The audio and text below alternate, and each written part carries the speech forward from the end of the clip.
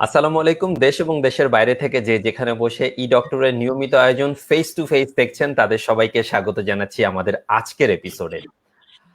আজকে আমরা এমন একটা বিষয় নিয়ে কথা বলবো যে বিষয়টা আসলে আমার মনে হয় বাংলাদেশের প্রত্যেকটা ঘরেই অনেক মানুষ আছেন যারা এই অসুবিধা নিয়ে আছেন এবং আহ, আমাদের বাবা মা বা আমাদের রিলেটিভদের মধ্যে বয়স্ক যারা আছেন অথবা মধ্যবয়স্ক যারা আছেন তাদের মধ্যে অনেকেই এই অসুবিধাটা ফেস করেছেন গত 2টা মাস বা 3টা মাস ধরে। যেই অসুবিধা আমাদের কাছে একসময় কোনো অসুবিধাই ছিল না, আমরা এটাকে বলতাম জাস্ট জীবন লাইফস্টাইলকে মেনটেন করার মতো একটা রোগ। বাট সেই রোগটাই আমাদের জন্য অনেক বড় হয়ে দেখা দিবে যখন আমরা দীর্ঘ সময় ঘরের মধ্যে লকডাউন অবস্থায় থাকবো। জি হ্যাঁ, আজকে কথা বলবো ডায়াবেটিস নিয়ে। এবং ডায়াবেটিস নিয়ে কথা বলার জন্য আমরা আমাদের আজকের ফেস টু ফেসে আমন্ত্রণ জানিয়েছি ডক্টর মোহাম্মদ শাহ ইমরানকে। ডক্টর মোহাম্মদ শাহ ইমরান আছেন সহকারী অধ্যাপক হিসাবে department of endocrinology, Sylhet MAG Osmani medical college, Sylhet.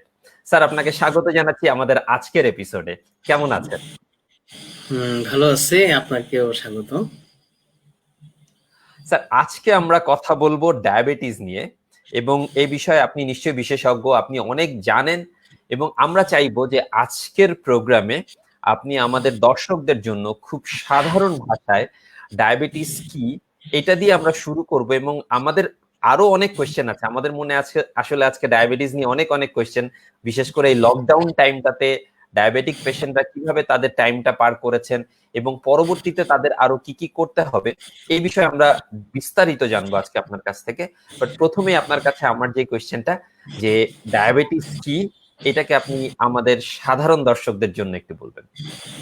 আচ্ছা, না আমি আসলে সায়েন্টিফিক ল্যাঙ্গুয়েজ গুলি একটু অ্যাভয়েড করার চেষ্টা করব। এই প্রোগ্রামটা যেহেতু ফেসবুকে, এখানে আসলে ম্যাক্সিমামে আসলে আপনি যেগুলি বললেন আর কি, যে সাধারণ মানুষদের জন্য যদি কিছু উপকার হয় আর কি, হ্যাঁ, এটার জন্য আমরা চেষ্টা করবো আর কি। ডায়াবেটিস আসলে হলো গিয়া যে এটার মানে পুরো কথাটা হলো ডায়াবেটিস মেলাইটাস। ডায়াবেটিস এর বাংলা অর্থ হলো গিয়া যে বহুমূত্র, আর মেলাইটাস মানে হলো গিয়ে মিষ্টি। মানে এই ধরনের বেশি প্রস্রাব হওয়া, যেগুলি মিষ্টি যুক্ত প্রস্রাব বেশি হওয়া। আবার আরেক ধরনের প্রস্রাব বেশি হওয়া আছে যেটা কিনা আবার মিষ্টি নাই, ওটাকে বলে ডায়াবেটিস ইনসিপিডাস। ওইটা আবার ভিন্ন জিনিস, ওইটা নিয়ে আমাদের আজকের বিষয় না। আমাদের আজকের বিষয়টা হলো এই বহুমূত্র, যেটা মিষ্টি বহুমূত্র। এরকম অনেক গল্প ছোটবেলায় আমরা শুনছি, বা এখনো রোগীদের কাছ থেকে আমরা মাঝে প্রায় শুনি যে আমার বাচ্চা প্রস্রাব করে, প্রস্রাব করার পরে দেখি যে চারপাশে পিঁপড়া এসে ভরে যায়। পিঁপড়া প্রস্রাবটা পিপাস মানে গ্রহণ করার জন্য একেবারেই খুব মানে স্তূপীকৃত হয়ে পড়ে। মানে এই মিষ্টি প্রস্রাব, সেখান থেকে মিষ্টিটা আহরণ করার জন্য পিঁপড়া এইভাবে এসে থাকে আর কি। তো এই ডায়াবেটিসটা আসলে কি? ডায়াবেটিসটা হলো যে বেশি বেশি প্রস্রাব হয় কেন? যে আমাদের ভিতরে, আমাদের নাভির ঠিক ইঞ্চি বা 1.5 ইঞ্চি উপরে একটা অঙ্গ থাকে। মানে এটাকে যদি আমরা পেটটাকে কেটে দেখানো যেত তাহলে পরে পজিশনটা এরকম, যে এখানে প্যানক্রিয়াস নামে একটা অঙ্গ থাকে। এই প্যানক্রিয়াসের মধ্যে একটা জায়গা থাকে, এটার নাম আইলেটস অফ ল্যাঙ্গারহ্যান্স। এইখানে বিটা কোষ থাকে। এই বিটা কোষ থেকে ইনসুলিন নামক এক ধরনের হরমোন নিঃসরণ হয়। এটা এক ধরনের হরমোন ইনসুলিন। যাদের শরীরে এই ইনসুলিন হরমোনটা কমে যায়, কিংবা ইনসুলিন আছে কিন্তু ইনসুলিন কোনো কারণে কাজ করতে পারে না, তখন আমরা যে খাবারের সাথে যে খাবারটা মধ্যে, প্রত্যেক খাবারের মধ্যে গ্লুকোজ থাকে। এই গ্লুকোজটা যখন রক্তের মধ্যে যায়, এই ইনসুলিনের মাধ্যমেই সেই রক্তের গ্লুকোজটা করে কি আপনার এই বিভিন্ন কোষের মধ্যে ঢুকে পড়ে। যাদেরই আপনার ইনসুলিনের ডেফিসিয়েন্সি থাকে বা ইনসুলিন কাজ করতে পারে না, তাদের এই রক্তের গ্লুকোজটা এই বিভিন্ন কোষের মধ্যে ঢুকতে পারে না। ঢুকতে না পারার কারণে এগুলি রক্তের মধ্যে আধিক্য হয়। আধিক্য হলে পরে এই অতিরিক্ত গ্লুকোজ প্রস্রাবের সাথে যখন বের হবে, প্রস্রাবের সাথে বের হওয়ার সময় অতিরিক্ত পানি ধরে রেখে সে প্রস্রাব দিয়ে বের হয়ে যাবে। এই জন্যই বেশি বেশি প্রস্রাব। বেশি বেশি প্রস্রাব যখন হবে, তখন বেশি বেশি পিপাসা লাগবে। আর এই গ্লুকোজটা যেহেতু শরীরে ইউজ হইতে পারলো না, গ্লুকোজটা ইউজ হইতে না পারলে শরীরটা ভাঙন শুরু হবে। শরীর ভাঙতে ভাঙতে এক সময় আপনার শরীরটা ভেঙে একেবারে মানুষের এই আপনার হলো ওজনটা কমে যাবে, মানুষের খুব বেশি বেশি খেতে ইচ্ছা করবে। এই কয়েকটা হলো কি ডায়াবেটিসের এগুলির লক্ষণ। আর ডায়াবেটিসটা হয় আসলেই এই ইনসুলিনের অভাব কিংবা ইনসুলিন কাজ না করতে পারায়। এই সহজে বললে এতটুকুই বলা চলে যে ডায়াবেটিসটা আসলে কি কিভাবে হয়, লক্ষণগুলি কি। যদি আপনি খুব সুন্দর করে মানে খুব সুন্দর কিছু উদাহরণ দিয়ে বুঝিয়ে দিয়েছেন যে ডায়াবেটিস কেন হচ্ছে বা ডায়াবেটিসটা কি, কাদের ক্ষেত্রে ডায়াবেটিসটা বেশি হতে পারে? আচ্ছা, কাদের ক্ষেত্রে ডায়াবেটিসটা বেশি হবে? ডায়াবেটিস আসলে মানে হলো কি যে ডায়াবেটিসকে এখন 4 ভাগে ভাগ করা হয়। Type 1, type 2, other specific types of diabetes mellitus, gestational diabetes mellitus. কাদের হবে? এই বাচ্চা বয়সে একেবারে জন্ম থেকেই বাচ্চা মানে ডায়াবেটিস। এটা কি এইরকমও কিছু কিছু কজ আছে যে জন্মের ঠিক পর বাচ্চা ডায়াবেটিস বা ব্লাড সুগার বেশি, এই নিউরোটাল ডায়াবেটিস বলে এগুলির অনেকগুলি জটিল কারণ আছে। আবার একটু বয়স বেশি 5, 7, 8, 10 বছর হঠাৎ করে দেখা গেল তার প্যানক্রিয়াসটা ডিস্ট্রাকশন হয়ে গেল। প্যানক্রিয়াসটা ডিস্ট্রাকশনের সাথে সাথে তার প্যানক্রিয়াটিক আইলেটস অফ ল্যাঙ্গারেন্সের যে বিটা সেলটা ডিস্ট্রয় হয় মূলত। তারপরে এগুলি বলে টাইপ 1 ডায়াবেটিস মেলিটাস। এগুলি খুব অল্প বয়সে দেখা যায়। এগুলি সাধারণত মানে আপনার এখন 5, 6, 8, 10 এরকম বয়সে সাধারণত এই সমস্ত 40 বছরের নিচে একটা হিসাব আছে আর কি, এভারেজ হিসাব। এলো টাইপ 1। আবার টাইপ 2টা হলো গিয়ে আমি এতক্ষণ যেটা বললাম যে এটা হয় হলো গিয়ে যে আপনার হলো গিয়ে যে আইলেটস অফ ল্যাঙ্গারেন্সের যে বিটা সেলগুলি আছে, বিটা সেলগুলি ডিস্ট্রাকশন এবং ইনসুলিনের রেজিস্ট্যান্স। এখন আপনি বললেন যে এটা কাদের হয়, এটা হলো টাইপ 2 ডায়াবেটিস মেলিটাসটা আমাদের দেশে যত ডায়াবেটিস আছে এর 95% হলো গিয়ে আপনার টাইপ 2 ডায়াবেটিস মেলিটাস। তাইলে আমাদের এই টাইপ 2 ডায়াবেটিস মেলিটাসটার উপরে বেশি কনসেন্ট্রেট করা উচিত। এটা কাদের হয়? 95% মানুষ এরা কারা? এরা হলো গিয়া যে অবেজ পেশেন্ট, মানে যাদের ওজন বেশি। ওজন হলো গিয়া যে হাইট অনুযায়ী একটা ওজন আছে, বয়স অনুযায়ী একটা ওজন আছে। এই হাইট অনুযায়ী বয়স অনুযায়ী ওজন যদি মানুষের বেশি হয়, এগুলি আমরা বিএমআই দিয়ে ক্যালকুলেট করি। বিএমআই যদি বাংলাদেশ এবং আমাদের সাউথ এশিয়ান যারা আছে এদের যদি 23-এর বেশি হয় তাইলে আমরা বলি যে হলো গিয়া ওভারওয়েট। এইরকম ওভারওয়েট মানুষেরই এই ওভারওয়েট, তারপর অবেসিটি ক্লাস 1, 2, 3 এগুলি আছে। এইরকম এই অবেস এবং ওভারওয়েট মানুষদেরই হয় যাদের কিনা কাজকর্ম কম করে। আবার এই ওভারওয়েট ছাড়াও কিন্তু টাইপ 2 ডায়াবেটিস মেলিটাস হতে পারে। এটা হলো কি যে আপনার ফ্যামিলি হিস্ট্রিতে যাদের বাবার বা মা যে কোনো একজনের ডায়াবেটিস আছে এদের আপনার ডায়াবেটিস হওয়ার সম্ভাবনা যা। আবার বাবা মা দুইজনের যদি ডায়াবেটিস থাকে প্রায় ওই একজনের হইলে যেই পরিমাণ আপনার ডায়াবেটিস হওয়ার পসিবিলিটি থাকে, দুইজনের হলে তা প্রায় 7 টাইমস বেড়ে যায়। দুইজনের ডায়াবেটিস থাকলে প্রায় একজনের হইলে যা হইতো দুইজনের তা আরো 7 গুণ বেড়ে যায়। এই জন্য যাদের বাবা মা দুইজনেরই ডায়াবেটিক পেশেন্ট এদের ডায়াবেটিস হওয়ার চান্স খুব বেশি। এই হলো একটা ফ্যামিলি হিস্ট্রি। আর age for more than 45 years, 45 years এর পরেই সাধারণত এই সমস্ত ডায়াবেটিস গুলি দেখা যায়। প্যানক্রিয়াসের ওই বিটা সেলগুলি তাদের ইনসুলিনের সিক্রেশনের কার্যক্ষমতা হারিয়ে ফেলে, কিংবা যে ইনসুলিনটা আছে ওই ইনসুলিনটা নিজে কাজ করতে পারে না সেলের উপরে। তারপরে হলো গিয়ে যে আরো কিছু কজ আছে, যেমন হলো গিয়ে যে আপনার হলো গিয়ে যে এই পলিসিস্টিক ওভারি নামে মহিলাদের এক ধরনের অসুস্থতা আছে, এই অসুস্থতা এইরকম হইতে পারে। তারপরে হলো গিয়ে যে আপনার যে হাই ব্লাড প্রেশার, ডিসলিপিডেমিয়া, যে কোলেস্টেরল বেড়ে যাওয়া, এগুলির সাথেও ডায়াবেটিসের লিঙ্ক আছে। কিছু কিছু ওষুধও আছে যেমন হলো গিয়ে স্টেরয়েড, এগুলি খাইলে পরে ডায়াবেটিস মেলিটাস দেখা দেয়। অনেক কারণে মানুষ স্টেরয়েড খায়, আপনারা জানেন এজমাতে নেই, বাতের অসুখে বিভিন্ন ধরনের বাত যেগুলিকে বলে তারা, আসলে এগুলি রিউমেটিক ম্যানিফেস্টেশনস অফ ডিজিজ। এগুলি তো যারা এই সমস্ত মানে মানে আপনার হলো গিয়ে স্টেরয়েড নেয় তাদের হইতে পারে। তারপর আবার প্যানক্রিয়াসের নিজস্ব কিছু অসুখ আছে, যেমন প্যানক্রিয়াটাইটিস, তারপর হলো প্যানক্রিয়াসে পাথর হওয়া যেগুলিকে আমরা এফসিপিডি বলি, তারপরে প্যানক্রিয়াটিক ক্যান্সার। তারপরে কিছু কিছু সিনড্রোম আছে যে টার্নার সিনড্রোম, ক্রেনিবেল্টার সিনড্রোম, তারপরে হলো গিয়ে আপনার ডাউন সিনড্রোম। এই সমস্ত সিনড্রোমও পেশেন্টদের কিন্তু ডায়াবেটিস হয়।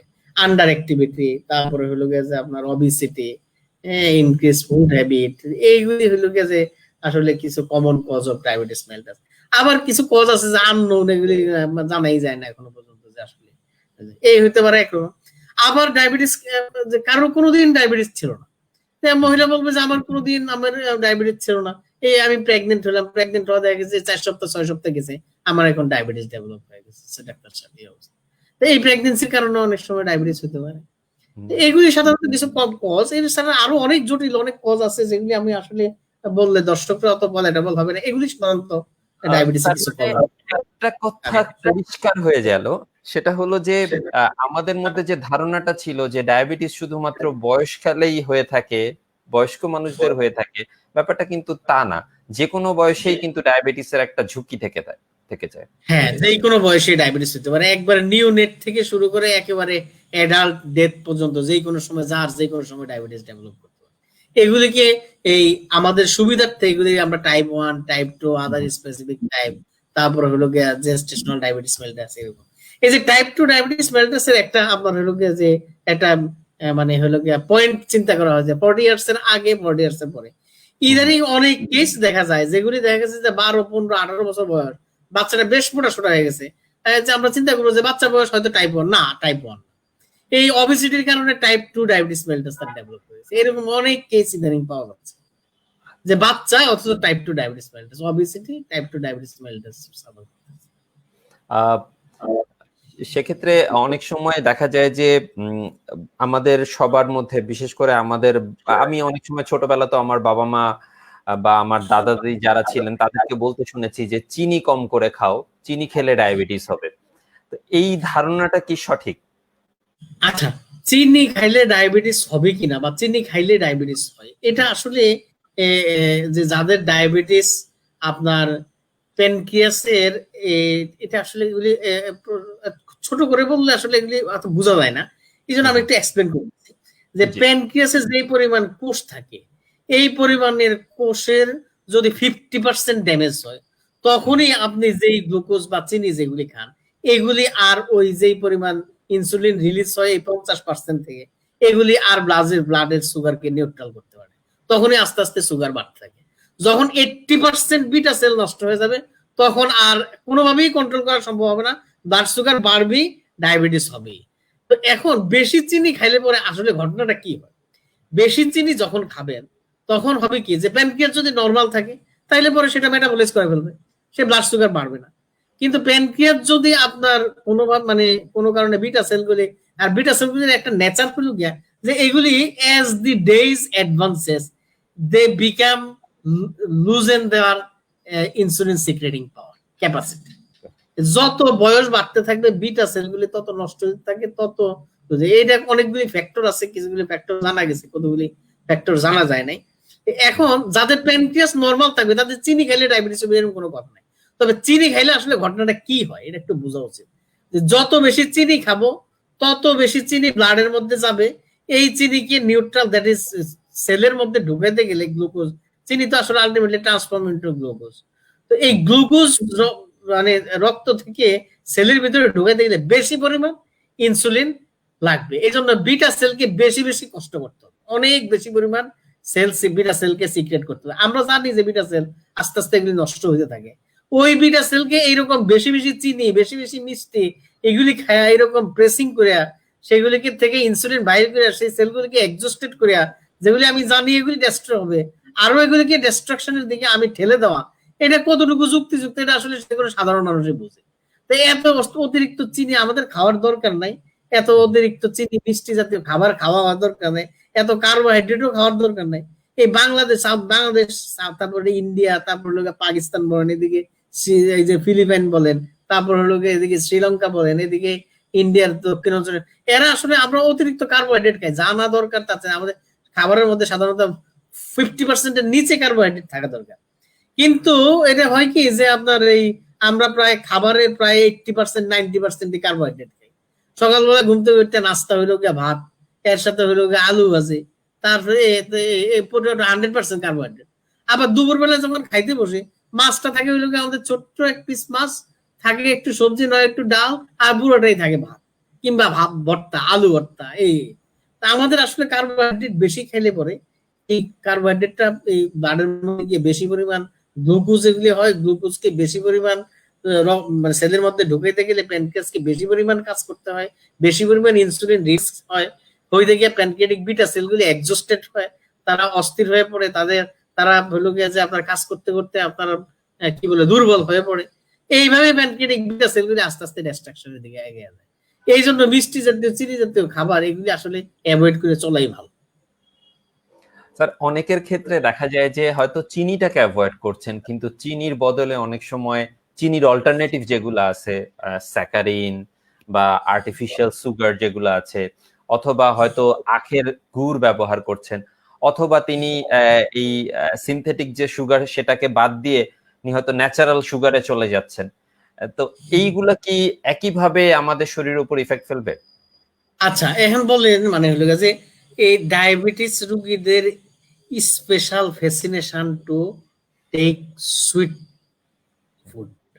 রোগী বলে যে ডাক্তার সাহেব আমি তো কোনোদিনও মিষ্টি খাই নাই, কিন্তু এখন রাতের 2টা-3টার দিকে উঠে আমি ফ্রিজ থেকে খুলে একটু একটা মিষ্টি খাই, কিংবা আমি 1 গ্লাস চিনির শরবত খাই, কিংবা আমি গুড় পেলে গুড় খাই। এই যে একটা খুব মানে অ্যাগ্রেসিভ টেন্ডেন্সি টুয়ার্ডস সুইট, এটা কিন্তু ডায়াবেটিস রোগীদের থাকে। এটা একটা ডায়াবেটিস রোগীদের এটা একটা ফিচার যে মিষ্টি খাবো, মিষ্টি খাইতে হবে। এটা কেন হয়? এটা কেন হয় হলো যে তার শরীরের ভিতরে ইনসুলিনের পরিমাণ কম থাকে, কিংবা যা ইনসুলিন আছে সেগুলি কাজ করতে পারে না। সেলের মধ্যে সুগারের ডেফিসিট হয়, সেলের মধ্যে গ্লুকোজের ডেফিসিট হয়। সেই ডেফিসিটকে কভার করার জন্য সে মনে করে আরো বেশি যদি আমি মিষ্টি বা চিনি জাতীয় মিষ্টি জাতীয় খাবার খাই, তাইলে পরে আমার এই এটা আসলে মানে আমার হলো গেছে সেই ডিমান্ডটা মিট হবে। আসলে মিট হয় না, মিট হয় না, আরো বেশি ক্ষতি হয়। ব্লাডের সুগার আরো বাড়তে থাকে। এরকম সুগার বাড়তে থাকলে প্রস্রাব আরো বেশি হবে, দুর্বলতা আরো বেশি হবে। সুগার গুলি এরকম বেশি বেশি থাকলে কি হবে যে এগুলি হয় কি যে সুগার বেশি থাকলে এগুলি পেশেন্টের আপনার এইগুলি হলো গিয়ে এই যে কিছু কেমিক্যাল প্রোডাক্ট শরীরের মধ্যে তৈরি হয়, অ্যাডভান্স গ্লাইকোসাইলেশন এন্ড প্রোডাক্ট বলে। আমি হয়তো সাইন্টিফিক ল্যাঙ্গুয়েজ এখানে ইউজ করবো না, আমি সোজা বাংলায় বলতেছি। এগুলি যে এগুলি করে কি যে আপনার রক্তের নালীর যে সমস্ত কোষগুলি আছে এগুলিকে নষ্ট করে। এইগুলিকে নষ্ট করলে চোখ ক্ষতিগ্রস্ত হয়, কিডনি ক্ষতিগ্রস্ত হয়, রক্তের নালী ক্ষতিগ্রস্ত হয়, হার্ট ক্ষতিগ্রস্ত হয়, ব্রেইনের রক্তের নালী ক্ষতিগ্রস্ত হয়, ব্রেইন ক্ষতিগ্রস্ত হয়। অনেকের পায়ের রক্তের নালী নষ্ট হয়, রক্তের নালী নষ্ট হয়, সেখানের মধ্যে ফুড আলসারেশন হয়, গ্যাংগ্রিন হয়, আলটিমেটলি তার ফুডটা অ্যাম্পুটেশন লাগে।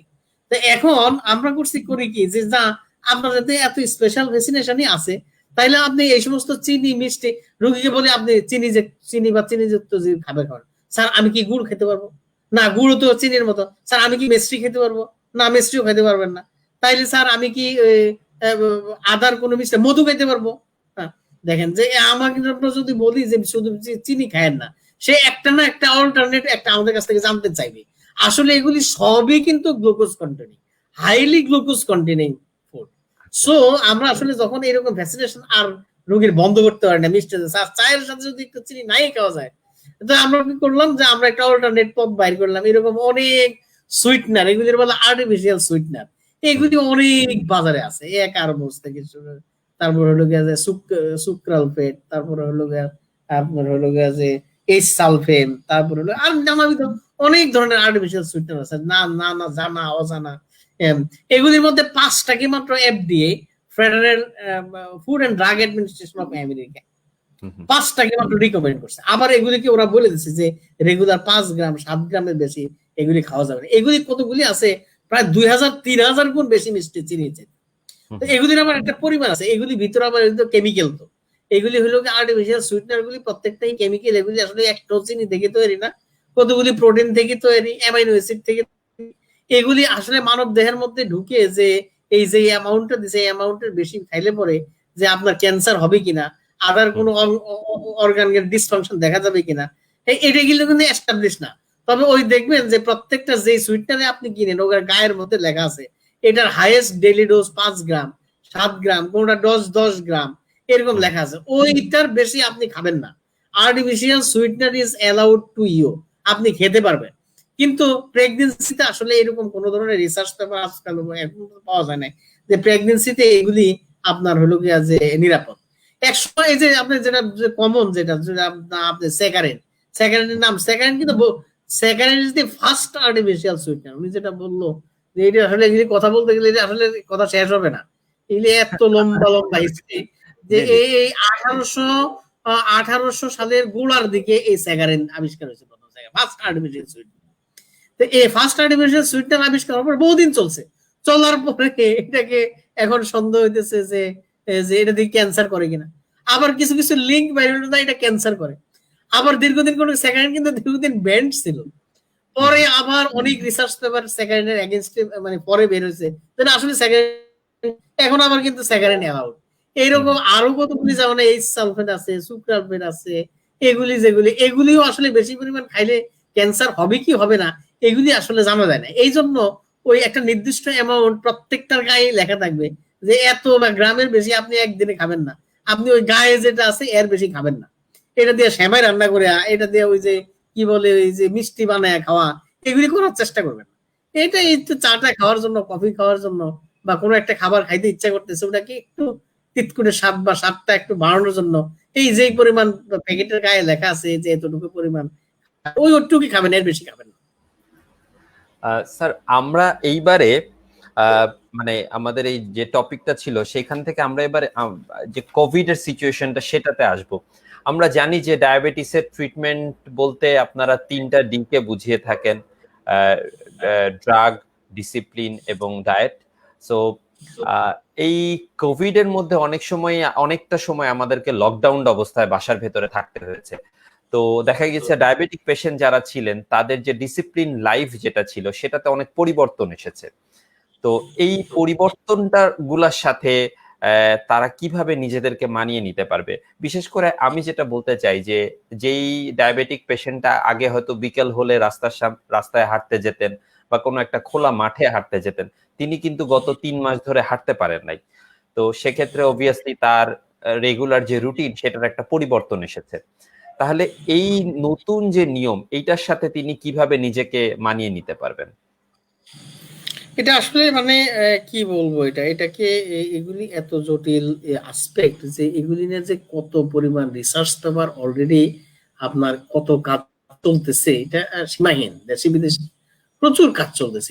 ইভেন ডায়াবেটিসের যে সমস্ত আপনার এই নীতি নির্ধারক, American diabetic association, American association of clinical endocrinology and Canada diabetes, the diabetes Australia, diabetes Europe, diabetes RSSD India, even in Bangladesh প্রচুর কাজ চলতেছে যে আসলে এইরকম একটা পরিস্থিতি, এইরকম একটা প্যান্ডেমিক মহামারী, এরকম মহামারীতে আসলে এইটাকে কিভাবে অ্যাডজাস্ট করা। ডায়াবেটিস তো আসলে একবার যদি কারোর শরীরে লাগছে এটা তার কোনোদিন ভালো হবে না। এটা হলো গিয়ে যে ভালো হবে না, এটা হচ্ছে কত কত মাল্টিফ্যাক্টোরিয়াল যে এই সমস্ত মানে এর যে আসলে মানে হলো গিয়ে মানে সাইট যে এটাকে যে কিভাবে কন্ট্রোল করা। হ্যাঁ, সাধারণত কন্ট্রোল করার জন্য আমরা বলে থাকি হলো যে ডায়েট, এক্সারসাইজ, এডুকেশন, মোটিভেশন, দেন ড্রাগস। এখন কোভিড হলো গিয়ে যে এরকম এক মানে মহামারী যেখানের মধ্যে কিন্তু আপনি ডায়েটি রেস্টে আপনি ঘর থেকে তো আনতে পারতেছেন না, আপনি কিভাবে তার ডায়েট কি করবেন। তারপর হলো যেটা বলতেছিলেন যে এক্সারসাইজ, এক্সারসাইজ আপনি ঘর থেকে মধ্যে হাঁটবে কোথায় সে। তারপরে হলো গিয়ে যে হলো গিয়ে ড্রাগস, ড্রাগসের ওষুধের দোকান দোকান বন্ধ সারা রাত্রেই খোলা থাকে, কিন্তু সে ভয় পাবে যে আমি তো ঘর থেকে বের হব, বের হইলে তারপর ওষুধ কিনতে যাব, ওষুধ কিনতে গিয়ে আবার ঘরের মধ্যে ঢুকবো, ঢুকলে আবার আমার কাপড় চোপড় চেঞ্জ করতে হবে, আবার আমাকে হাত ধুতে হবে, তারপর হলো আমাকে গোসল করতে হবে, এই আবার আরেক ধরনের রেস্ট্রিকশন। সব ধরনের খাবারের যেরকম খাবার কিনতে গিয়ে ফ্রেশ ফ্রুটস এন্ড ভেজিটেবলস এগুলি সে বাজারে সে পাচ্ছে না, প্রোটিনটা সে অ্যাভেলেবিলিটি কমে গেছে। তারপরে তার এক্সারসাইজ, এক্সারসাইজে দেখেন যে হলো গিয়ে আমরা ডায়াবেটিসের রিকমেন্ডেড এক্সারসাইজ হলো গিয়ে 30 minutes a day 5 days in a week. এটা হলো গিয়ে ডায়াবেটিসের রিকমেন্ডেড এক্সারসাইজ, ওয়াকিং। তো এই ওয়াকিং এর জন্য এখন কোথায় সে কি করবে? আপনি কোভিডে বলতেছে হলো গিয়ে 6 ফুট দূরত্ব বজায় রাখতে, 2 মিটার 6 ফুট দূরত্ব। এখন বাংলাদেশের মতো জায়গায় এটা এক হাস্যকর, আপনি রাস্তা দিয়ে হাঁটতেছেন আরেকজন 6 ফুট দূরে, 6 ফুট দূরে মানে হলো যেখানে একজনের সাথে আরেকজনের হাঁটতে গেলে গায়ে ধাক্কা লাগে সেখানে আপনি 6 ফুট দূরত্ব অতিক্রম করা কতটুকু কষ্টসাধ্য এটার বলার অপেক্ষা রাখে। তো আসলে এইরকম যা মানে এটা আসলে খুবই কষ্টকর যে আপনার 6 ফুট দূরত্ব মেনটেন করে এভাবে রাস্তায় হাঁটতে যাওয়া যাবে না। তাহলে কি করতে হবে? একটা অল্টারনেট ব্যবস্থা তো বের করতে হবে। তাহলে হোম বেসড কিছু এক্সারসাইজ এগুলি করতে হবে। তারপর আপনারা দেখেন এই যে যারা এই থেকে যে আমি হাঁটি না স্যার আমি জিমে যাই, দ্যাট ইজ অলসো অ্যালাউড। জিমে যারা যাবে তাদেরকে বলা হয় যে আপনি যদি ওটা 30 minutes a day 5 days in a week, এটা হলো গিয়ে 15 minutes a day 5 day in a week. মানে হলো কি ওখানে 150 মিনিট, এখানে হলো 75 মিনিট জিমে যাইতে পারবে। কিন্তু এখন জিমও রেস্ট্রিকশন, জিমও আপনি যেতে পারবেন না, জিমও আপনি গিয়ে আপনার মানে এই সমস্ত এক্সারসাইজ গুলি করতে পারবেন না, জিম অ্যালাউড না এখন এগুলি। আপনি করোনা ভাইরাসে অ্যাসিম্পটোমেটিক রোগী, আপনি ওখানে গিয়ে হাঁচি দিলেন, কাশি দিলেন, আপনার হাত থেকে ইনস্ট্রুমেন্ট গুলি কন্টামিনেট হলো, ওখান থেকে আবার আরেকজন এসে ওগুলিকে ধরলো, ওখানে আপনার হাঁচির জায়গা সে এগুলো, কিংবা একটা বদ্ধরুম, ওই বদ্ধরুমের মধ্যে হাঁচি দিয়ে আসলেন, ওখানে আরেকজন ঢুকলো, ঢুকে পরে ওখানে আবার অ্যাটাক হলো। এই কারণে জিম গুলিও এখন ইনহিবিটেড, জিমে ঢুকেও এখন বন্ধ। তাইলে কি করতে হবে? তাইলে তো একটা অবস্থা বের করতে হবে। এটা হলো আমরা এই আইডিএফ এবং অন্যান্য যে সমস্ত ডায়াবেটিসের নীতি নির্ধারণে যে সমস্ত সংস্থাগুলি আছে, এরা বলছে এখন এটা হোম বেসড এক্সারসাইজ করতে হবে। হোম বেসড এক্সারসাইজের মধ্যে কি হইতে পারে? হোম বেসড এক্সারসাইজের মধ্যে হইতে পারে যে অনেকের বাসার মধ্যে ট্রেডমিল আছে, ট্রেডমিলটার মধ্যে আপনি ওয়াকিং, নট রানিং করা যাবে না। অনেকে সাইকেল থেকে তাদের অবস্থা সম্পূর্ণ বাইসাইকেল কিনে নিয়েছেন, হ্যাঁ, স্ট্যাটিক বাইসাইকেল বলে এগুলি দিয়ে, এই বাইসাইকেল চালায়। আবার কি করা যায় যে হলো কি এগুলি যে কিনতে পারেন না, অনেকে আবার যোগ ব্যায়াম এগুলিও অ্যালাউড। আবার এই ছাড়া এগুলি যারা সবই কিছুই করতে পারে না, কিন্তু বাসায় একটু হাঁটবেন, অন্তত 30 মিনিট জন্য হাঁটা যায়, হাঁটাহাঁটি করা। তারপর হলো গিয়ে কিছু ওই যে এক্সারসাইজ আছে, এই যে আমরা হলো গিয়ে যে কিছু আপনার হলো গিয়ে যে স্ট্রেংথেনিং এক্সারসাইজ আছে, তারপর হলো কিছু ওয়েট লিফটিং আছে, তারপর কিছু বেন্ডিং আছে, নিজে নিজে শরীরটাকে এই পিছনের দিকে নাড়াইতে গেলে সাধারণত এজেড পেশেন্টদের আপনার ওই যে স্পাইনাল কর্ডের উপরে বেশ চাপ পড়ে। এই জন্য এটাকে ডিসইনহিবিট করা, মানে অ্যালাউ করা হলো গিয়া ফ্লেকশন এক্সারসাইজ দিয়ে এই সামনের দিকে ঝুঁকে, এই সামনের দিকে ঝুঁকবেন, সামনের দিকে ঝুঁকবেন, আবার এরকম এই 5 মিনিটস ইন্টারভেলে 5 মিনিটস করলেন, 5 মিনিট ইন্টারভেলে 5 মিনিটস করলেন। এগুলি তো বেশ মাসলের এক্সারসাইজ হয় এবং মাসলগুলি অ্যাক্টিভ থাকে। এইগুলি আপনি এই চুজ মধ্যে থাকাকালীন অবস্থায়। অনেকে বাসার ছাদ আছে, আবার মনে করেন ছাদে উঠলে আবার অন্য লোক ছাদও অনেকে ইউজ করতে চান। মানে এইখানে আসলে আপনার রেস্ট্রিকশনের কোনো শেষ নাই। এই লোকে এক্সারসাইজের লোকে সবচেয়ে বেশি রেস্ট্রিকশন, ফুডে তো রেস্ট্রিকশন আছে, তারপর হলো যে আপনি নামতে পারতেছেন না, তারপর হলো যে আপনার হলো যে আবার গ্লুকোজ মিজার করবেন, হলো যে আপনার এখন হলো স্ট্রিপ গুলি শেষ হয়ে গেছে, স্ট্রিপ আনতে যাইতে পারতেছেন না ভয়ে, রাস্তায় গেলে করোনা রোগী, কখন আপনার করোনা রোগীর কাছে সংস্পর্শে এসে করোনা অ্যাটাক হয়ে যান, এরকম একটা ভয় তো আছেই। এই যে বিভিন্ন ধরনের রেস্ট্রিকশন আছে করোনা। হ্যাঁ, আবার ওষুধের কথা তো বললাম, ওষুধ শেষ হয়ে গেছে, ইনসুলিন আনতে যাবেন, আবার সেখানে একটা বেদি কাজ করতেছে। স্যার, এই যে কোভিডে আমরা দেখেছি যে বিভিন্ন বয়সের বিভিন্ন মানে বিভিন্ন বয়স বলছি আমরা, বিভিন্ন আগে থেকে বিভিন্ন ধরনের কোমরবিডিটি নিয়ে যারা আছেন তারা অনেক বেশি মাত্রায় আক্রান্ত হচ্ছেন এবং তাদের মৃত্যু ঝুঁকিটা অনেক বেশি। সেক্ষেত্রে ডায়াবেটিক রোগীরা কতটুকু, তাদের আক্রান্ত হওয়ার সম্ভাবনা কতটুকু এবং তাদের মানে রোগটা অনেক ভয়াবহ রূপ নেওয়ার সম্ভাবনা কতটুকু? হ্যাঁ, এটা আসলে মানে এটা আসলে যে এই ধরনের পেপার এখনো আসে নাই, যে আপনি প্রথম যে অংশটা বললেন যে এদের ঝুঁকিটা কতটুকু বেশি, যে নন ডায়াবেটিক যারা আর ডায়াবেটিক এদের চাইতে এদের ঝুঁকি, যে তার চাইতে আমি কত বেশি মান ঝুঁকি, এটা আসলে মানে এই পর্যন্ত দেখা যায়নি। তবে কিছুটা অনুমান করা গেছে যে ইংল্যান্ডে দেখা গেছে যে প্রতি 4টা ডেড বডির মধ্যে একটা ডায়াবেটিক। এইখান থেকে আসলে এটা ইনফারেন্স আমরা বলতে পারবো না যে আসলে প্রতি 4 জনের মধ্যে একজন ডায়াবেটিস রোগী আক্রান্ত হয়ে যাবে, প্রত্যেক 4 জনের মধ্যে একজন, এটা বলতে পারি না, তবে এরকম দেখা গেছে। তবে আপনার পরের অংশ যেটা আপনি বললেন যে এদের যে আপনার হলো যে আক্রান্ত হইলে পরে এদের কমপ্লিকেশন এবং এদের মরবিডিটি এবং এরা বেশি ভয়াবহ তার দিকে চলে যাওয়া, এইটার কিন্তু অনেকগুলি স্টাডি আছে। চায়নাতে দেখা গেছে যে যে ভয়াবহ করোনায় আক্রান্ত হইলে ডায়াবেটিস রোগীরা নন ডায়াবেটিকের চাইতে ভয়াবহতার দিকে প্রায় 3 গুণ আগায় যায়। ভয়াবহতা কিরকম, যে ডায়াবেটিস হলে পরে এদের আপনার হলো সিমটম করে শ্বাসকষ্ট তীব্রতা, আদার সিমটমের তীব্রতা এত বেশি থাকে যে মানে হলো এদেরকে আইসিইউতে নিতে হয়, আইসিইউতে নিলে পরে আইসিইউতে ডেথ বেশি হয়।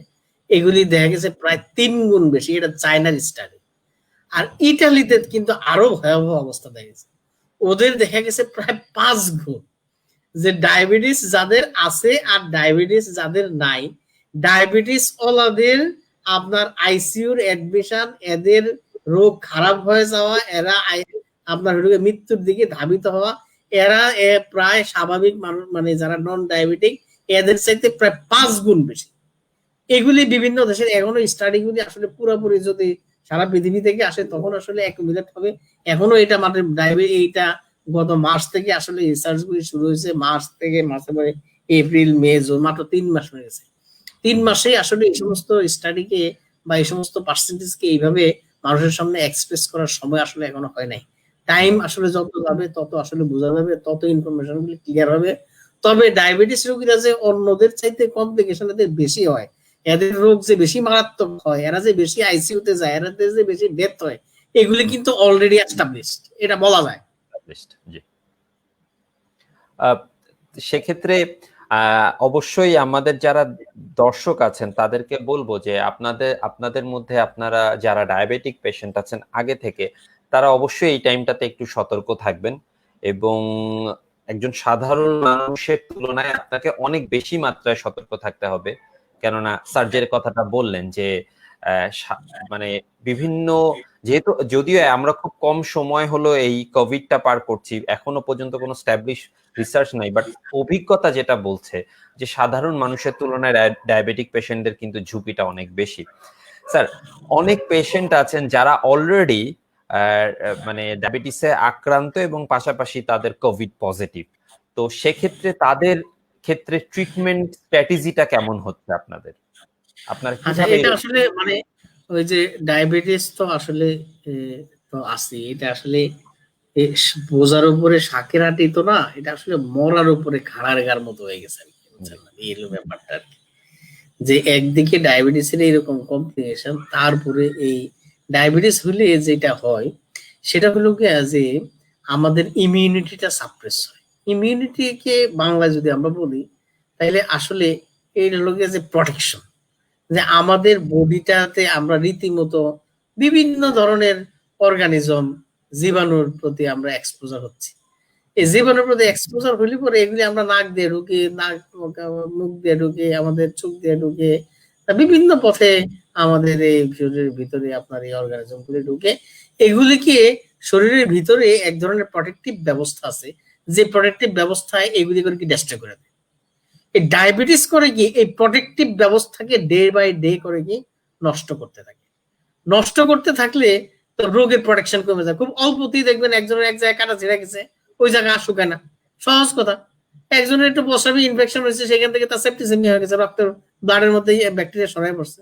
কারণ একটু হাঁচি কাশি হয়েছে, ওইখান থেকে নিউমোনিয়া হয়ে তারপর সে পুরোটা লাংস ওর মধ্যে একটা অ্যাবসেস হয়ে গেছে। কারণ একটু টিবি হয়েছে, টিবি তো না স্বাভাবিকভাবে ওষুধ খেলে ভালো হয়ে গেছে। ডায়াবেটিস রোগী টিবির ওষুধ তো আর রেসপন্স করতেছে না। এগুলি মানে হলো গিয়ে এই ডায়াবেটিসে ইমিউনিটি কমে যাওয়ার কারণে এইসব ঘটনাগুলি ঘটতেছে।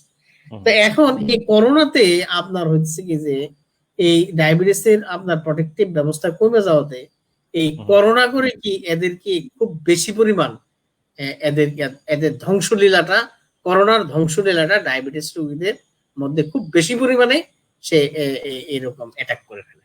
আপনার কোশ্চেনটার পরের অংশটা কি মানে কি ছিল আবার একটু বলেন তো। আমি আসলে জানতে চাচ্ছিলাম যে তাদের ট্রিটমেন্টের স্ট্র্যাটেজিতে কোনো পরিবর্তন আসছে কিনা, লাইক ট্রিটমেন্টের স্ট্র্যাটেজি, তাহলে ট্রিটমেন্টের স্ট্র্যাটেজি একটা বিরাট পরিবর্তন আসে এখানে। ট্রিটমেন্টের স্ট্র্যাটেজি হলো গিয়া যে এই প্রায় এভিডেন্সে দেখা গেছে যে প্রায় 98% পেশেন্ট আপনার এমনিতেই ভালো হয়ে যায়। করোনার রোগীগুলি 98% পেশেন্ট এমনিতে ভালো হয়ে যায়। আর 1 to 2% পেশেন্টের সিভিয়ারিটিটা খুব বেশি হয় এবং 1% পেশেন্ট দেখা গেছে এই যে এগুলি ডেথ হয়ে যায়। কোথাও কোথাও এগুলি পৃথিবীর এক এক জায়গায় এক এক রকম, তবে এগুলি 1 to 2% মনে করা হয় যে এগুলি আসলে মানে এগুলি ডেথের দিকে চলে যাবে আর কি। তো এখন ঘটনা হলো কি যে এই ডায়াবেটিস রোগীদের কিন্তু এইরকম আপনার এরকম একটা কঠিন পরিস্থিতিতে এই ট্রিটমেন্টের একটা বিরাট অ্যাডজাস্টমেন্ট আছে। অ্যাডজাস্টমেন্টটা হলো গিয়া যে সে তার খাবারের উপর মধ্যে সে প্রচুর পরিমাণে ফ্রুটস, ভেজিটেবলস, যেগুলির মধ্যে কিনা ভিটামিন সি আছে, জিঙ্ক আছে, তারপর হলো গিয়া যে আপনার এই যে কি বলে হলো গিয়া যে এই সমস্ত মিনারেলস গুলি আছে, এগুলি সমৃদ্ধ খাবারগুলি খাবে সে। এক্সারসাইজটা সে খুব বেশি পরিমাণ করবে, এক্সারসাইজ ইমিউনিটি বুস্ট আপ করে। তারপরে হলো গিয়া যে আপনার তার ড্রাগস এর মধ্যে একটা বিরাট পরিবর্তন আনতে হয়। পরিবর্তন কি রকম, যে ড্রাগস গুলি যেগুলি দিয়ে ডায়াবেটিসে আপনার তার ভালো কন্ট্রোল থাকে, সেটা হোক মুখে খাওয়ার ওষুধ, হোক ইনসুলিন, যেটা দিয়ে সে তার ভালো কন্ট্রোল থাকে সে ওই ড্রাগের মধ্যেই থাকবে। যদি মাইল্ড টু মডারেট সিমটম, অল্প হাসি, তারপরে যে মানে জ্বর, তারপরে অল্প আপনার শুকনা কাশি, তারপরে শরীরটা মেজ মেজ করা, শরীরটা দুর্বল লাগা, শরীরটা একটু মাথাটা ঝিমঝিম করা, এগুলির মাধ্যমে সাধারণত ম্যাক্সিমাম রোগী ঠিক হয়ে যায়। এই সমস্ত অবস্থায় mild to moderate symptom, X-ray করে কোনো খারাপ কিছু ফুসফুসের মধ্যে পাওয়া যায় না, এইরকম মাইল্ড টু মডারেট সিমটমের যে সমস্ত রোগীগুলি আছে, এগুলির ডায়াবেটিসের যে ওষুধগুলি দিয়ে আপনি আগে কন্ট্রোল থাকতেন, এগুলি এইরকম ওই ওষুধের মধ্যে আপনি থাকবেন। তো এখন তাদের চিকিৎসাটা পরিবর্তন করতে হয় কখন? চিকিৎসার পরিবর্তন করতে হয় যখন আপনার লক্ষণ, রোগের অসুখটার লক্ষণটা এত বেশি যে আপনার শ্বাসকষ্ট খুব বেশি হইতেছে। ওই পালস অক্সিমিটার নামে এক ধরনের মেশিন আছে, এগুলো দিয়ে আমরা করি কি পেশেন্টের ওই যে অক্সিজেনের স্যাচুরেশন দেখি, দেখে যদি দেখি যে 90%, 93% এর নিচে নামছে, তখন আমরা বলি যে না, এবার আর আপনার এই বাসায় চিকিৎসার হবে না, এবার আপনাকে হাসপাতালে যাইতে হবে। তো হসপিটালে যখন যাবে তখন আসলে মুখে খাওয়ার ওষুধগুলি বাদ দিয়ে দেওয়াই ভালো। তখন ওই রোগী ইনসুলিন ব্যবহার করবে। ইনসুলিন হলো গিয়া ভেজাল বোলাস যেটাকে আমরা বলি, যে লং অ্যাক্টিং শর্ট অ্যাক্টিং দুইটাই ইউজ করলেই ভালো, ব্লাড সুগারটা নরমাল থাকবে। আর হলো গিয়া যে এই ছাড়া আদার মডালিটিস অফ ট্রিটমেন্ট আছে, কন্টিনিউয়াস সাবকনটিনিউয়াস ইনসুলিন ইনফিউশন, এরকম আপনার চিকিৎসার এরকম চেঞ্জ সাধারণত হয়ে থাকে। আর ওই লোকে ইনসুলিন যখন ব্যবহার করে তখন আমরা অ্যানালগ ইনসুলিন গুলি ব্যবহার করাই ভালো। এখন আমাদের দেশে অ্যানালগ ইনসুলিন অ্যাভেলেবল আছে, এগুলি ব্যবহার করতে হবে আর কি। আবার বিভিন্ন ড্রাগের মধ্যে একটু ফেলাচ্ছে, যেমন মেটফরমিনটা সাধারণত করোনা রোগীদেরকে অ্যাভয়েড করতে বলা হয়। মেটফরমিন যেগুলি আছে, যে আপনার যেগুলি খান হইল গিয়া কমেট বা হইল গিয়া নভেসিট বা হইল গিয়া মেট বা মেটারিন, যে সমস্ত ওষুধগুলি মেটফরমিন নাম বাজারে আছে, এগুলিকে একটু নিষেধ করা হয়। আবার হলো গিয়া যে ওই যে গ্লিফ্লোজিন, যেগুলি এম্পাগ্লিফ্লোজিন, তারপর হলো কানাগ্লিফ্লোজিন, এই যে SGLT2 ইনহিবিটর, যেগুলি এগুলিতে খুব ডিহাইড্রেশন হয়। এমনি করোনা রোগীদের, ডায়াবেটিস রোগীদের ডিহাইড্রেশন বেশি থাকে, তার উপরে যদি আপনি এইরকম আপনার এইরকম ডিহাইড্রেশন হয় এরকম একটা ওষুধ খান, তাইলে পরে আরো ডিহাইড্রেশন আরো বেশি হতে পারে। ডিহাইড্রেশন বেশি হলে কিটোসিস হতে পারে। এইগুলি এই দুটা ড্রাগকে সাধারণত একটু ইনহিবিট করা হয়েছে। আবার GLP-1 অ্যানালগ যেটা, ওইটাকেও আসলে এগুলি ফরে আবার মানে ফেভারে ডিসফেভারে এখনো বহু কথা আছে। এখন আসলে এস্টাবলিশড না যে আসলে কোন ড্রাগটা আমাদের বাদ দিয়ে দেওয়া উচিত, কোন ড্রাগটা আমাদের জন্য সুইটেবল, কোন ড্রাগটা। তবে মেটফরমিন আর SGLT সম্পর্কে আসলে খুব মানে আপনার এই যে খুব মানে হলো যে এভিডেন্স দাঁড়াই দিচ্ছে যে এই সমস্ত ড্রাগগুলি আসলে কম ব্যবহার করাই ভালো করোনাতে। হাসপাতালে ভর্তি হলে তার জন্য insulin is the suitable treatment, insulin analogue ইনসুলিনটাই ভালো।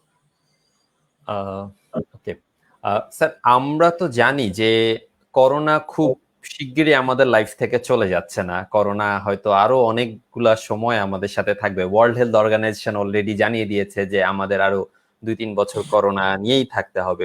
তো সেক্ষেত্রে ডায়াবেটিক পেশেন্টদের নিজেদের লাইফস্টাইলকে এই যে করোনার সাথে সাথে মানিয়ে নেওয়ার ব্যাপারটা কেমন হতে পারে? আচ্ছা, এটা আসলে মানে এটা এট প্রেজেন্ট যতটুকু মানে অ্যাভেলেবিলিটি আছে আমি সেটাই বলবো, যে মানিয়ে নেওয়াটা হলো কি যে এট ফার্স্ট আপনাকে চিন্তা করতে হবে যে এই করোনাকে আমি কিভাবে অ্যাভয়েড করব। তারপরে আপনাকে চিন্তা করতে হবে যে করোনা যদি আমার হয়েই যায় তাইলে আমি কি করব। এই দুইটা জিনিস আপনাকে ফার্স্ট মাথায় রাখতে হবে, যে করোনাকে আমি অ্যাভয়েড করব, সামহাউ এনিহাউ আমি করোনাকে অ্যাভয়েড করব। তাহলে করোনাকে অ্যাভয়েড করতে হলে কি করতে হবে? করোনাকে অ্যাভয়েড করতে হলে গিয়া যে আপনি আপনার আউটডোর এক্সপোজারটাকে এজ আর্লি মানে এজ ফার এজ পসিবল কমাতে হবে। আননেসেসারি আমি বাইরে ঘুরতে যাওয়া, আননেসেসারি বাইরে হাঁটাহাঁটি করতে যাওয়া, আননেসেসারি বাজার করতে যাওয়া, আননেসেসারি ভ্রমণে কোনো এক জায়গায় যাওয়া, এগুলিকে আপনাকে অ্যাভয়েড করতে হবে। তারপরে হলো গিয়া যে আপনার যে এই আপনার হোম বেসড এক্সারসাইজ এগুলিকে আপনাকে বাড়াইতে হবে। তারপরে হলো গিয়া যে আপনি যদি আসলে কোনোভাবে যে বাইর হইতেই হয়, আপনাকে খেয়াল রাখতে হবে যে আমাকে mask is essential. Mask essential. এখন মাস্ক সম্পর্কে আবার বহু কথাবার্তা আছে, কোন মাস্ক আমি ব্যবহার করবো, কি ব্যবহার করবো, N95 ব্যবহার করবো কিনা। এই যে যেগুলি অ্যাডভান্সড মাস্ক, যেগুলি যে N95, KN95, এই সমস্ত আসলে এগুলি চিকিৎসকরা যারা কিনা হরহামেশা আপনার রোগীদের চিকিৎসার জন্য মানে চিকিৎসা মানে করোনা রোগীদের চিকিৎসার জন্য ব্যবহার করে, তারা আসলে এগুলি ব্যবহার করবে। আপনাদের জন্য সিম্পলি যে বাড়িতে ব্যবহার করা, আপনি একটা সুতার কাপড়কে 3টা এটা করবেন, মানে 3বার এটাকে ফোল্ড করবেন, করে এটাকে নিজে ইচ্ছা করলে এটাকে আপনি মাস্ক হিসেবে ইউজ করতে পারেন। বাজারে এখন সার্জিক্যাল মাস্ক আছে, কতগুলি নকল আছে, কতগুলি ভালো আছে। আপনি ভালোটা দেখে ভালোটাই সার্জিক্যাল মাস্ক আপনি ইউজ করতে পারেন, খুব সাধারণ মাস্ক। তারপরে হলো কাপড়ের মাস্ক, সার্জিক্যাল মাস্ক, এগুলি আপনি ইউজ করবেন। মাস্কটা আপনার জন্য একেবারে এসেনশিয়াল, যে বের হবেও এখন মাস্ক ছাড়া আমার কোনো আর উপায় নেই। তারপরে আপনাকে একটু ঘন ঘন হাত ধুতে হবে। হাত ধুবেন কি দিয়া? হাত ধোয়াটা সাবান, সোজা কথা সাবান, বেশি স্যানিটাইজারের দিকে যাওয়ার আপনার কোনো দরকার নাই। অ্যালকোহল বেস স্যানিটাইজার আছে যেগুলি কিনা এখন আসলে অ্যাভেলেবল, আর প্রথম থেকে অ্যাভেলেবল না থাকলেও এখন অ্যাভেলেবল, এই যে হেক্সিসল, তারপরে আদার যেগুলি আপনার হলো কি আছে, যেগুলি সাধারণত 70% উপরে অ্যালকোহল কন্টেন্ট করে, এরকম হ্যান্ড স্যানিটাইজার এগুলি ইউজ করতে পারেন। তবে সাবানটাই সবচেয়ে আপনার ইফেক্টিভ এবং হলো গিয়ে যে অ্যাজ ওয়েল এজ আপনার অ্যাভেলেবল এবং খরচ ওইটার কম। তারপরে হাঁচি কাশির ব্যাপারে আপনি খুব সাবধানতা অবলম্বন করবেন, যে কেউ যদি হাঁচি দিছে আপনি ওখান থেকে খুব অ্যাভয়েড করবেন, যে হাঁচি দিছে অন্তত এখান থেকে 6-7 থেকে 8 ফিট দূরে সরে থাকতে হবে, এখানে মানে 6 ফিট অন্তত দূরে থাকতে হবে, 2 মিটার। তারপরে আপনি নিজেও যখন হাঁচি দিবেন তখন টিস্যু পেপার আপনার অ্যাভেলেবল থাকবে। টিস্যু পেপার যদি না থাকে একটা রুমাল থাকবে, আর কিছুই নাই আপনার কাছে, তাইলে পরে হাঁচি দেওয়ার কাশি দেওয়ার একটা এটিক আছে। এটিকটা হলো গিয়া যে আপনি এলবোটাকে ব্যান্ড করবেন, ব্যান্ড করে তারপরে এলবোর উপরে এই যে আর্মের এখানে হাঁচিটা দিবেন। এইটাও কিন্তু আপনার পরে দিন শেষে আপনার ওই যে আপনার এই কাপড়টা আপনি ধুয়ে দেবেন। এটা পরিষ্কার পরিচ্ছন্নতা আপনি খুব ভালো করে বজায় রাখতে হবে।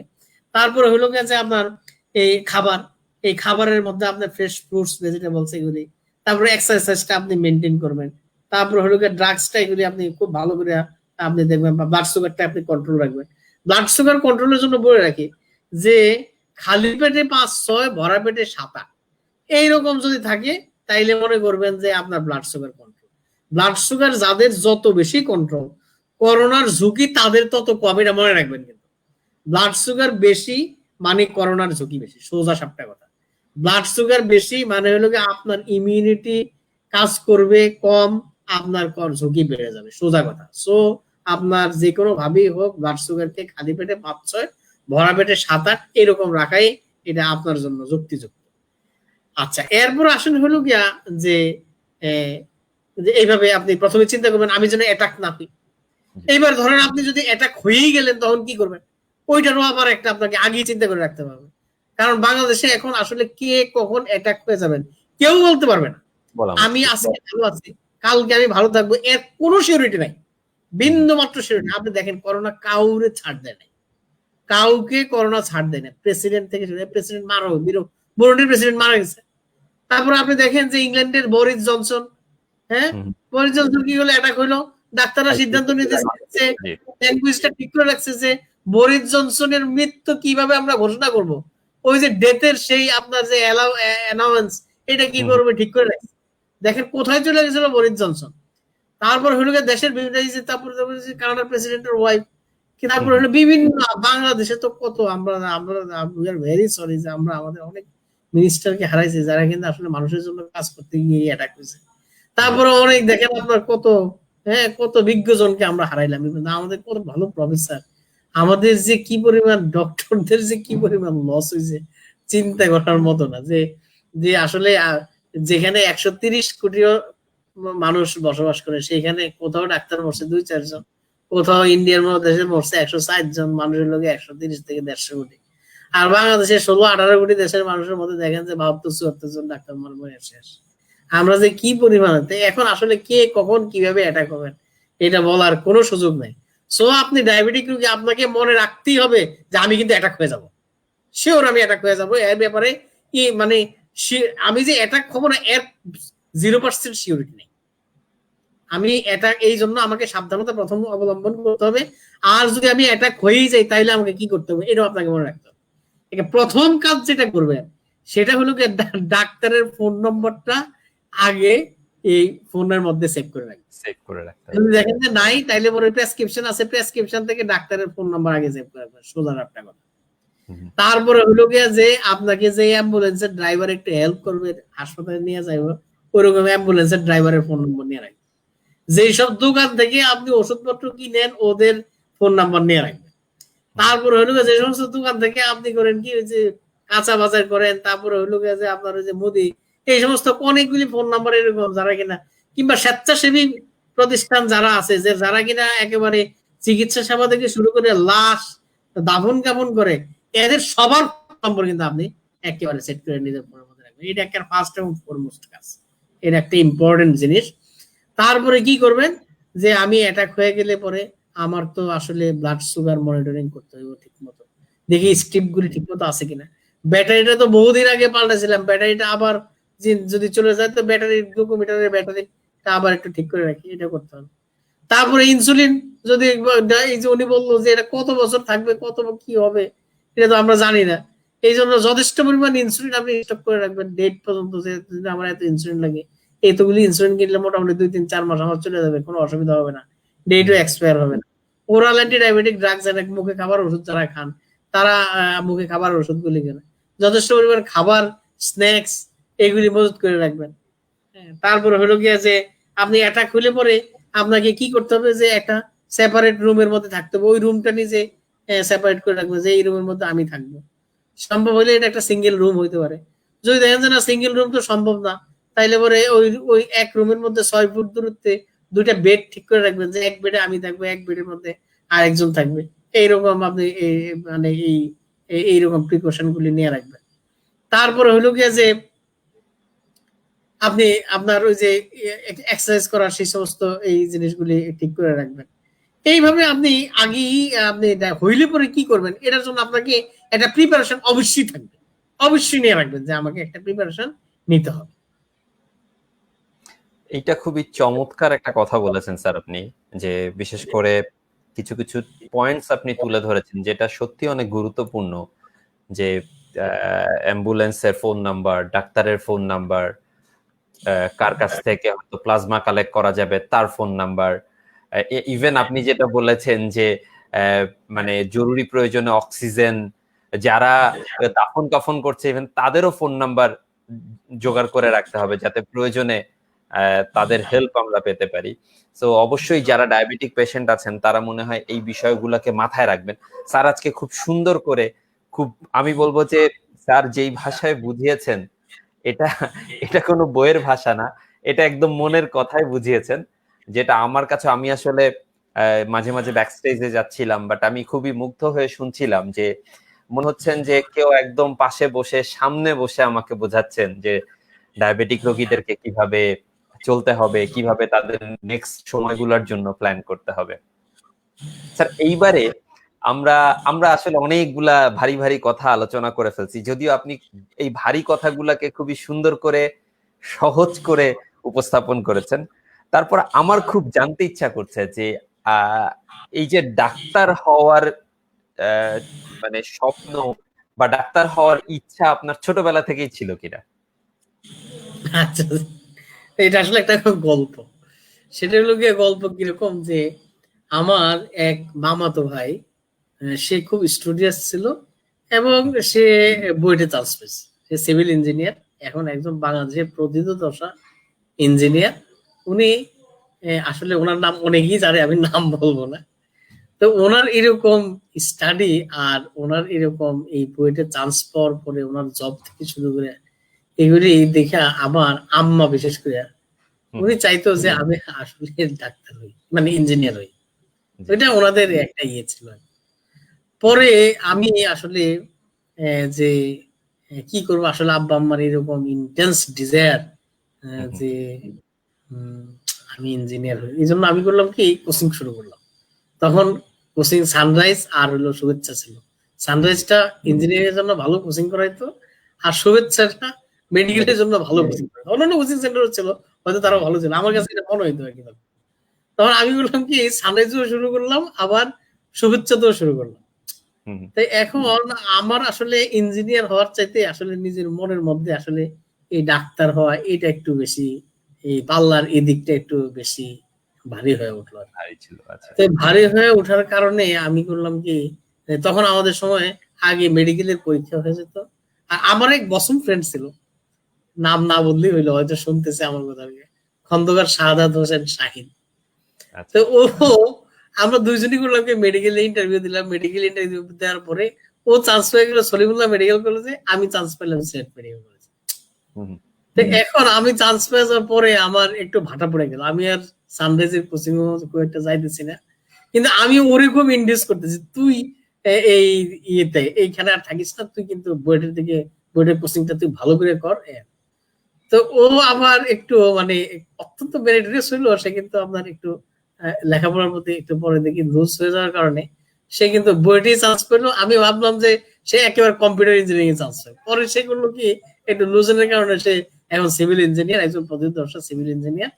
তাই এইটাও কাজ করছে যে আসলে আমরা দুইজন ডাক্তার হয়ে কি করব, তুই ইঞ্জিনিয়ার হ, আর আমি তো চান্স পেয়ে গেছি, আমি পরীক্ষা দিলাম না দিই না। পরে আর আমি আসলে বুয়েটে পরীক্ষা দেই নাই, আমি মেডিকেলের পরীক্ষা দিয়ে আমি আমার বাবা মাকে পরে বুঝাতে সক্ষম হলাম যে আসলে আপনারা ভাবছেন যে ইঞ্জিনিয়ার হওয়া, কিন্তু আমার আসলে ওইখানে গেলে কেমন কেমন পড়াশোনাটা ভালো লাগবে আমি জানি না, তবে মেডিকেলে পড়লে যে আমার ভালো লাগবে এটা আমার মনে হইতেছে।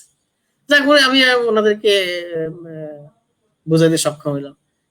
আল্লাহর অশেষ রহমত যে আমার পরের ভাইগুলি একজন কম্পিউটার ইঞ্জিনিয়ার, একজন মেকানিক্যাল ইঞ্জিনিয়ার, ওরা পিএইচডি করে আমেরিকাতে বেশ ভালো সেটেল।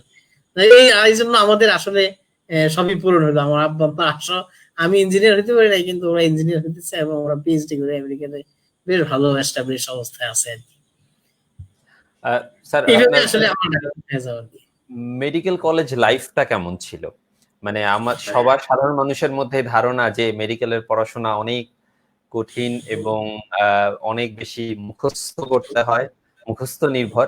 বাট আপনি আজকে আমাদেরকে যেভাবে বুঝিয়েছেন, এটা আমার কাছে মনে হয়েছে যে সত্যি খুবই অসাধারণ ছিল, যে একদম মনের কথাগুলো আসলে হয় কি খুব ফর্মাল হয় না, খুবই ইনফর্মাল হয়। আজকে আপনি আপনার বোঝানোর ব্যাপারটা ছিল খুবই ইনফর্মাল, যেটা আমার আসলে আপনি কিন্তু একটা কঠিন দিকে চলে যেতেছেন, মানে আসলে আপনি কিন্তু ইমোশনাল দিকেও চলে যেতেছেন। মানে আমি আসলে এই সমস্ত উত্তর দিতে আমি আসলে মানে আসলে আমি কি বলবো, আমি বলতে গিয়া আবার অন্য কিছু বলে ফেলাই কিনা আমার এরকম ভয় হতেছে, কারণ আপনি যে জায়গায় করছেন। এটা হলো কি যে আমি কয়েকদিন আগে ফেসবুকে একটা দেখলাম, একজনের স্ট্যাটাস দেখলাম যে ডাক্তাররা ইঞ্জিনিয়াররা এরা নাকি স্বঘোষিত মেধাবী। স্বঘোষিত মেধাবী একজনকে আমি এরকম একজন কি বললাম যে স্বঘোষিত মেধাবী, আমি খুব আমি অত্যন্ত মর্মাহত যে আমি কি আপনাকে বলতে যাবো যে আমি মেধাবী? আপনি আমার কথা বলতে শুনলে তো বুঝবেন যে আমার ভিতরে মেধা আছে কি নাই। এটা তো আপনি আমার সাথে কথা বললেই বুঝবেন। আপনি কি চাষা ভূষা আর হইলো গিয়া অফিসিয়াল এটা বুঝতে পারবেন না। একজন বলছে ডাক্তার ইঞ্জিনিয়ার এরা হইলো স্বঘোষিত মেধাবী। আমি অত্যন্ত কষ্ট পাইছি, অত্যন্ত কষ্ট হয়েছে। এবং এটা কি আপনি আজকে নতুন কথা?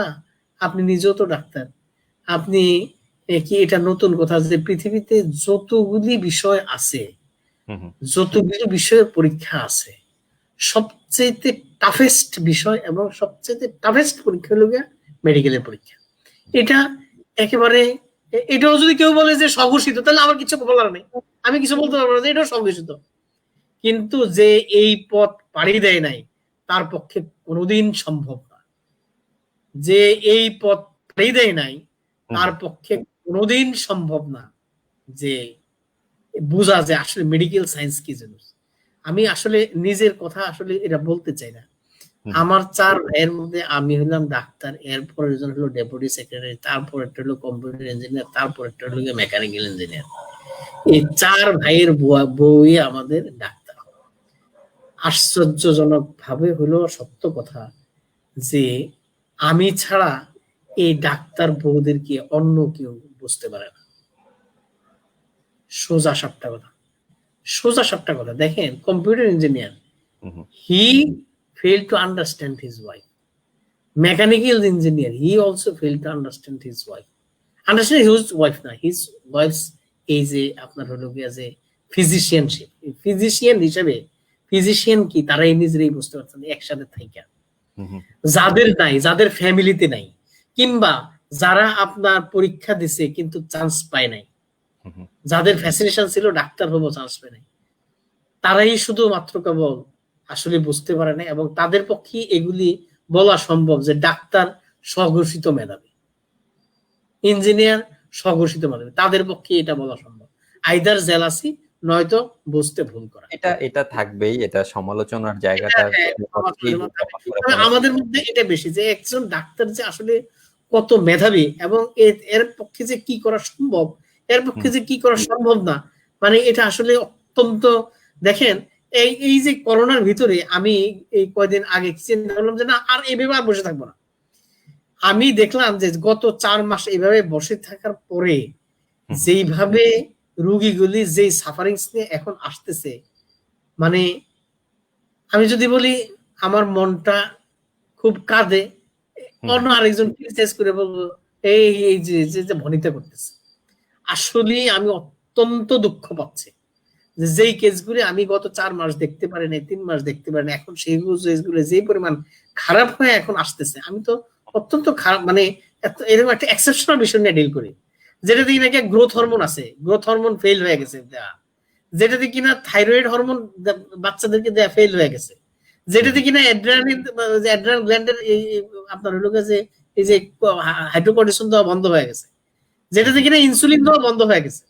আমি এরকম একটা বিষয় নিয়ে ডিল করি, সেখানে এগুলি ডিপ্রাইভ করছে। এগুলি আসলে আমার পার্সোনাল এক্সপেরিয়েন্স থেকে আমি বলতেছি, আমি এগুলি আসলে কি ঠিক বলতেছি কি ভুল বলতেছি এটা আসলে সবাই বলবে বা মানুষই বলবে, কিন্তু এই সমস্ত জিনিস আমি দেখছি যে আসলে মানুষ কিভাবে ডিপ্রাইভ হচ্ছে এই চিকিৎসা থেকে। আর এগুলি পাওয়ার পর সে কি হয়েছিল সেটাও আমার চোখে, নিজের চোখেই দেখা। তো আসলে কি কাজটা আমি করি সেটা শুধু আমি বুঝি। কেমন লাগে এই যে রোগীদের যখন সেবা করতে পারেন, একটা যে মানুষটা কষ্ট পাচ্ছে তাকে তার কষ্ট থেকে কিছুটা স্বস্তি দিতে পারেন, তখন নিজের কাছে কেমন লাগে? নিজের কাছে আসলে আনন্দ বা দুঃখ এগুলি দিয়ে আমি এরকম ভাবে বলবো না। আমি বলবো যে আমি আসলে যেই কাজটার জন্য নিজেকে ডেভেলপ করছি এই কাজটা আমি করতে পারতেছি। সো আসলে আমার কাছে কিরকম লাগতেছে এটা আপনি বুঝার নেওয়া উচিত যে আমি আসলে যেই কাজটা শেখার চেষ্টা করছি, যেই কাজটা আমি শিখছি সেই কাজটা আমি ঠিক মতো করার চেষ্টা করতেছি এবং সেটা কিছু কিছু করতে হয়তো 100% করতে পারতেছি, যতটুকু করতেছি এতটুকু ফলটা আমি পাচ্ছি, এটা আমি বলতে পারি। তার মানে কাজটাকে আপনি খুবই প্রফেশনালি নিচ্ছেন, ইমোশনাল জায়গাটা বাদ দিয়ে। দেখেন আমি এমডি এন্ডোক্রাইনোলজি পাস করার পরে সিলেট এমএজি ওসমানী মেডিকেল কলেজে এন্ডোক্রাইনোলজি ডিপার্টমেন্ট নামে কোনো ডিপার্টমেন্ট ছিল না, শুধুমাত্র গভর্নমেন্টের সৃষ্টি করা এই একটা অ্যাসোসিয়েট প্রফেসরের পোস্ট, অ্যাসোসিয়েট প্রফেসরের পোস্ট, অ্যাসিস্ট্যান্ট প্রফেসরের পোস্ট আর 2টা অ্যাসিস্ট্যান্ট রেজিস্ট্রারের পোস্ট, এই ছিল হলো গিয়া সিলেট এমএজি ওসমানী মেডিকেল কলেজের এন্ডোক্রাইনের অবস্থা। আমি এখানে পাস করার পরে আমার বিভাগীয় chairman BSM professor Fariduddin sir, এখনো still he is the chairman of BSM of endocrinology. উনি আমাকে, আমি ছিলাম কুমিল্লা, আমি কুমিল্লার ছেলে, আমি চাঁদপুর আমার বাড়ি, উনি করলো কি আমাকে কুমিল্লা থেকে Sylhet MAG Osmani medical college, সেখানে ইনফ্রাস্ট্রাকচার আছে ওইটাকে ডেভেলপ কর।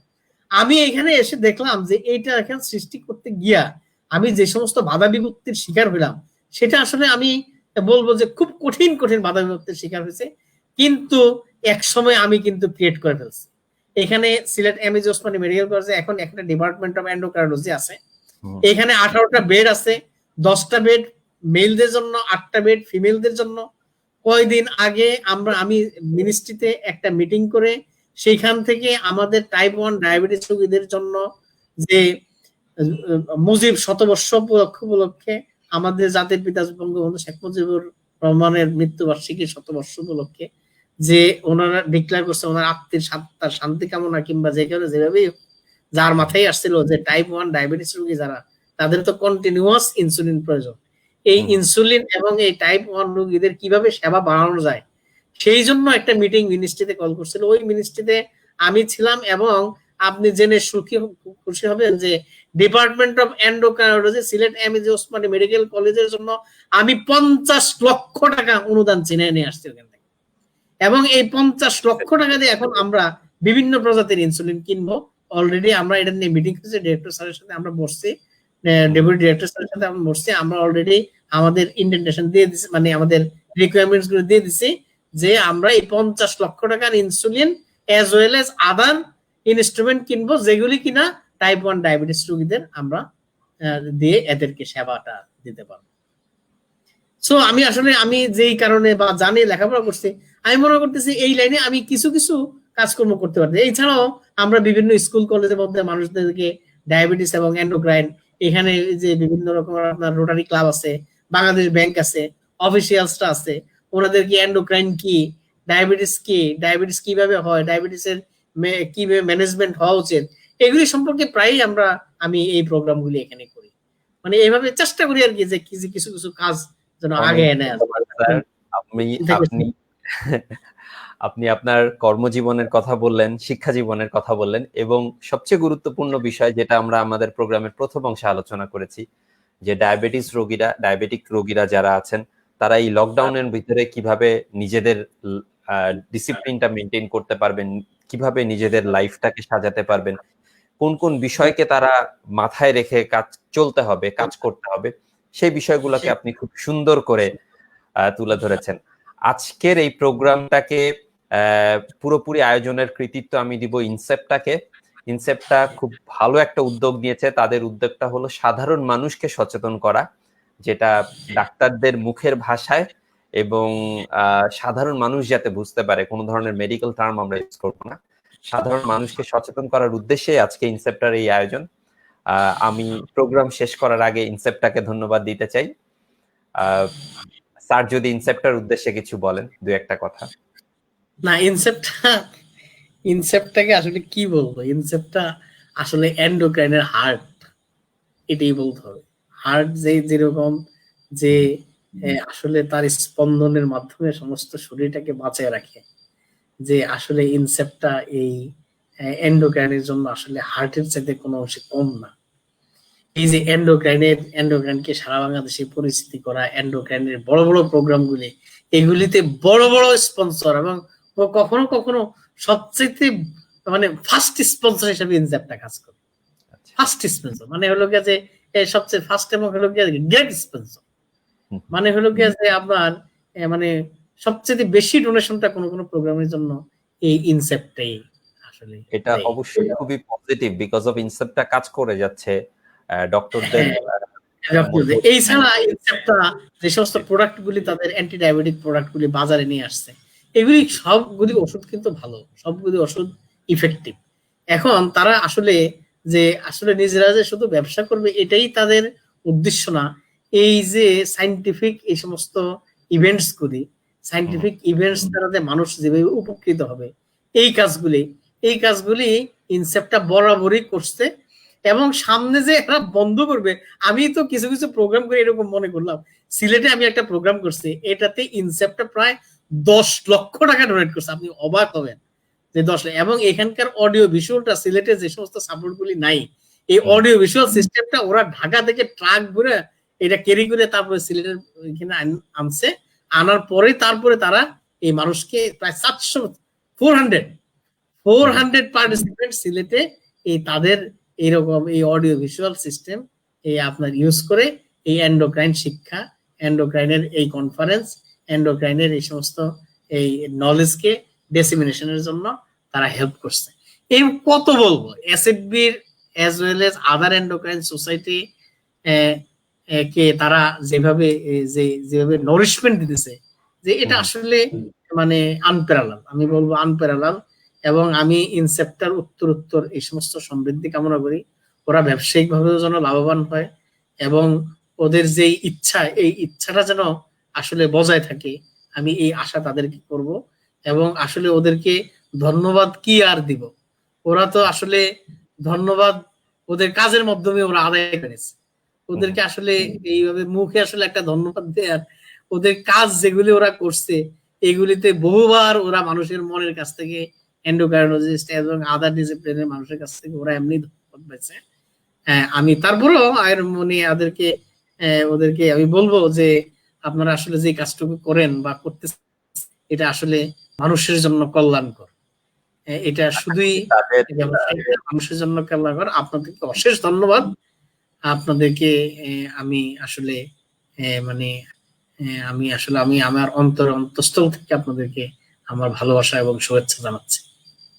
আমরাও আশা করব যে এই এনডেভার গুলা চালু থাকবে এবং ডক্টরদের যে সায়েন্টিফিক নলেজ গুলা শেয়ার করার জন্য তাদের যে অ্যাক্টিভিটিস গুলা, তাদের যে কন্ট্রিবিউশন গুলা, সেটাও চালু থাকবে। শুধু দর্শক মন্ডলী, যারা আজকের প্রোগ্রামটা দেখলেন, আশা করি তারা এনজয় করেছেন এবং এই প্রোগ্রামটা আমাদের টাইমলাইনে থেকে যাবে, আমাদের ইউটিউবে থেকে যাবে। যারা এখন দেখতে পারেন নাই তারা পরবর্তীতে আবার দেখে নেবেন এবং আপনাদের কোনো কোয়েশ্চেন থাকলে আপনারা আমাদের কমেন্ট বক্সে করতে পারেন। আশা করব আমাদের আজকের যিনি গেস্ট আছেন ডক্টর শাহ ইমরান, তিনি তার অবসর সময় আপনাদের প্রশ্নগুলোর অ্যান্সার দিবেন এবং তারকে অনেক অনেক ধন্যবাদ আমাদেরকে সময় দেওয়ার জন্য। আপনার মূল্যবান সময় থেকে আপনি সময় বের করে আমাদের সাথে কথা বলেছেন এবং খুব সুন্দর করে আজকের বিষয়গুলোকে বুঝিয়েছেন, এই জন্য আপনাকে অনেক অনেক ধন্যবাদ। আপনাকেও ধন্যবাদ। আপনার সাথে আপনি অনেক মানে সুন্দর করে উপস্থাপন করছেন এবং আসলে মানে প্রোগ্রামটা যেভাবে ফ্রুটফুল হয় আপনি সেভাবেই আসলে চেষ্টা করছেন। আপনাকে অনেক ধন্যবাদ। Thank you so much sir, ভালো থাকবেন। আল্লাহ হাফেজ। আসসালামু আলাইকুম।